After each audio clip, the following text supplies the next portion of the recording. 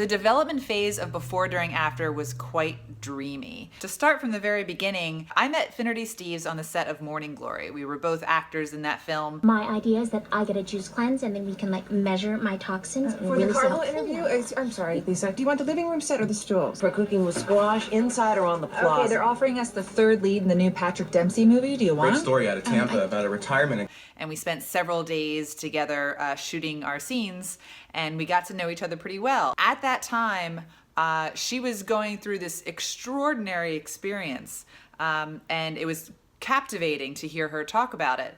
And over the years, she managed to take that kind of source experience material and create a narrative out of it, which has become the film Before, During, After. It's so great because my friendship with her is also very deeply rooted in the story of the film. I was able to trust Finnerty with everything. I knew if I didn't let her down, she wasn't gonna let me down. And of course I have that bond with Jack, my husband, who's the co-director, of course. The wild card was Steve Kunkin. I didn't know Steve when we started this process, but he turned out to be such a wonderful person to work with and also just a huge asset to the project because of his actor background and his knowledge of character and story through a character. The four of us really have stuck together like glue. Cultivating the relationship of the core nucleus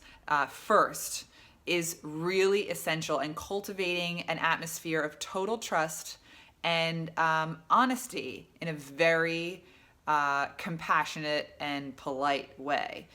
So that's definitely the first thing I learned, both with working for the first time with a very good friend, continuing to work with my husband, who I also have to like be married to, and then working with a brand new stranger in my life. We were able to set the tone because we knew ultimately that the film is the most important thing, not whether or not my idea goes through or your idea does, and that's not the most important thing. The most important thing is the film. Another thing that we did in the development phase that worked really well was we took the time to really comb through the script. We did a note-carded wall of the way that the script was in the draft that we all came aboard, and we knew that it had to change a little bit, but we weren't quite sure of the direction. And so then we created another note card board next to the original one so that we could see what we loved and that we could play with what was changing and the ideas that we were having about it.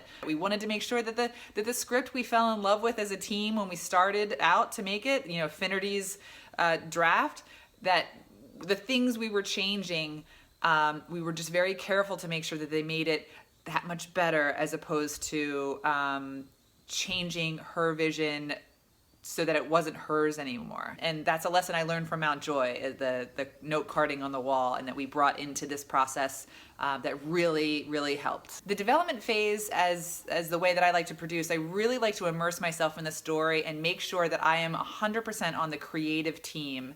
I was creating the budget and I was starting to create a schedule because it is important. You can't fend that stuff off too far. You have to have some idea of if there's something in the script that certainly will not fit into the budget that you're trying to make your movie into, it is very important in the development phase to speak up as the producer, someone who knows the budget well enough at this point that you're starting to assemble a budget, that you can say, hey, like I did this. I was like, hey, we can't shoot at JFK.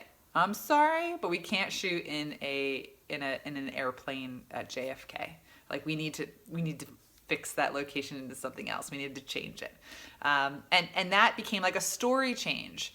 So those kinds of initial flags that you can raise as a producer are important. You want to fix a budget crunchy problem with a creative problem, and that's best served to do in the development phase. And another thing that I did at the development phase of Before, During, After was I started this vlog. Journaling or charting some kind of process for yourself, so by the time you're doing a post-mortem, you have some kind of record of what's going on, or some way of charting how you feel and the decisions that you're making. It's hard to realize that all the things that you're doing are very, very important, and you're establishing a way of working. Because at first, it just feels like you're just making a ton of decisions. But if you chart it for yourself, this postmortem process later is so much more clear, and you can see like, oh wow, look, I made that choice and it led to that, and I didn't realize, so maybe I would do it that way next time. So finding some way to chart your process, I think, is a really important thing that I only started doing on this movie. I did not do this for Mountjoy. Matter of fact, Mountjoy, I was like journaling a ton that time in my life, and I stopped journaling during production because production got so crazy. And I really wish, even if it was just journaling, that I had like a notebook of all of my experiences of that movie. I would just kill for something like that now. I really would. And so I'm really happy that I started this vlog, because until I'm a very old woman, I'll be able to look back on this and be like, ha, look at me. There I am. I made a movie. That's how I did it. For development, really, I think we did it really well. And I learned lessons about what to do for next time that I'll definitely take with me. So that's it. That's my postmortem on the development phase of before, during, after.